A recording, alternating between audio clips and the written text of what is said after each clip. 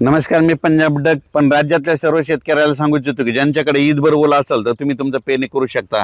कारण की राज्यामध्ये आणखीन जवळपास 8 जुलैपर्यंत म्हणजे पाऊस राहणार आहे म्हणून हा अंदाज लक्षात घ्यायचा.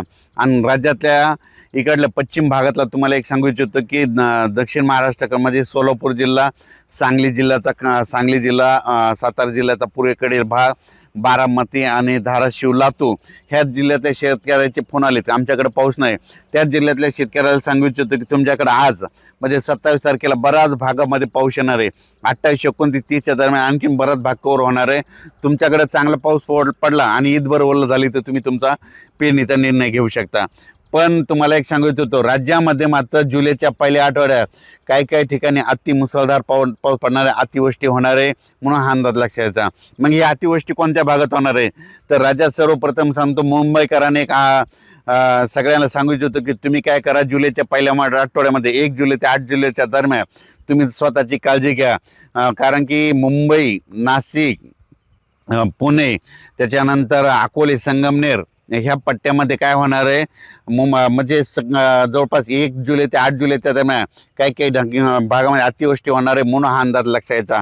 ओढे नाले एक होतील आणि त्याच्यानंतर काय होईल, जे सकल भाग आहे त्या भागामध्ये पाणी साचणार आहे म्हणून तुम्ही तुमची काळजी घ्यायची म्हणून हे देखील सर्व शेतकऱ्यांना लक्षात घ्यायचं. उत्तर महाराष्ट्रातल्या शेतकऱ्याचे फोन आले आमच्याकडं नंदुरबार, धुळेकडं काही भागामध्ये वंचित आहे, काही ठिकाणी पाऊस नाही. उत्तर महाराष्ट्रातल्या शेतकऱ्याला सांगू इच्छितो, नाशिक भागाचे ते उत्तर महाराष्ट्राकडे गेलेला त्या पट्ट्यातल्या शेतकऱ्याला सांगतो, काही ज्या भागामध्ये पाऊस नाही आला तुमच्याकडं मात्र 1 जुलै ते 8 जुलैच्या दरम्यान उत्तर महाराष्ट्रामध्ये नंदुरबार जिल्हा झालं, धुळे जिल्हा झालं, नाशिक जिल्हा झालं, मालेगाव ह्या पट्ट्यामध्ये चांगला जोराचा पाऊस पडणार आहे. इतका पाऊस पडेल की पहिल्या पावसामध्ये तुम्हाला त्या 8 दिवसाच्या तुमचे जे छोटे छोटे पाझर तयारवले पाण्याचे पिण्याचे पाणीचे तलाव आहेत ते मात्र ह्याच्या सगळे ओव्हरफुल होऊन जातील म्हणून उत्तर महाराष्ट्राच्या शेतकऱ्यांनी हा अंदाज लक्षात घ्यायचा. म्हणजे उत्तर महाराष्ट्राला पाऊस उशिरा येणार आहे पण चांगलाच पडून जाणार आहे म्हणून त्यांच्यासाठी देखील आनंदाची बातमी.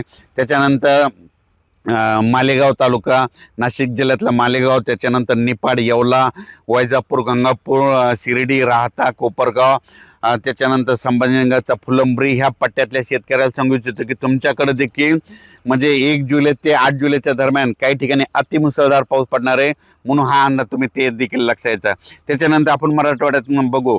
मराठवाड्यात देखील काल देखील आमच्या भागामध्ये परभणी जिल्ह्यामध्ये खूप ठिकाणी पाऊस झाला, रात्री देखील झाला, आमच्या गावात देखील झाला.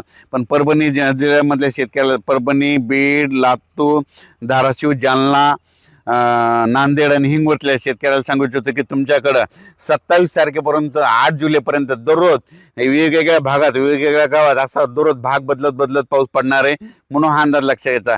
सगळीकडेच एकदा पडणार नाही, आज या गावात पडेल, उद्या त्या गावात पडेल, परवा पुन्हा तुमच्या गावात पडेल, पण सगळीकडे पाऊस पडणार, जमिनीमध्ये ईदभर ओल जाणार आणि सगळ्या मराठवाड्यातल्या सगळ्या शेतकऱ्याच्या पेरण्या होणार आहे म्हणून हा अंदाज मराठवाड्यातल्या शेतकऱ्यांना लक्षात घ्यायचा.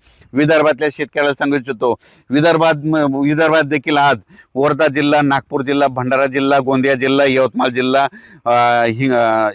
जिल्हा, त्याच्यानंतर वाशिम जिल्हा, अकोला जिल्हा, बुलढाणा जिल्हा, अकोला, अमरावती ह्या परिसरात आज देखील म्हणजे दुपारनंतर बऱ्याच ठिकाणी पाऊस सुरू होणार आहे. पण 27 तारखेपर्यंत ते 8 जुलैपर्यंत सगळीकडे दररोज वेगवेगळ्या भागात, वेगवेगळ्या गावात पाऊस पडणार आहे. जे गाव वंचित राहिले त्या ठिकाणी देखील पाऊस पडणार आहे म्हणून हा अंदाज लक्षात घ्यायचा.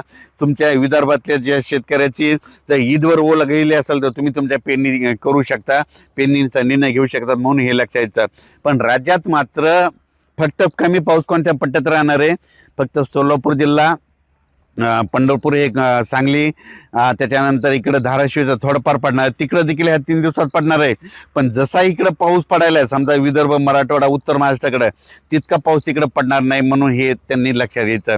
राज्यात मात्र जुलैच्या पहिल्या आठवड्यात काही ठिकाणी अतिवृष्टी होणार आहे. त्याच्यामध्ये मुंबई, त्याच्यानंतर पुणे, त्याच्यानंतर कोपरगाव, संगमनेर जिल्ह्यातला अकोले तालुका, त्याच्यानंतर हे शिर्डी, राहता, कोपरगाव असं ह्या पट्ट्यामध्ये नाशिक, निफाड त्या परिसरामध्ये, त्याच्यानंतर नाशिककडे वरच्या भागामध्ये चांगला पाऊस पडणार आहे. म्हणजे ओढे नाले खळखळून वाहतील तर ते कॅचमेंट एरियामध्ये, धरण क्षेत्रामध्ये पाऊस पडणार आहे.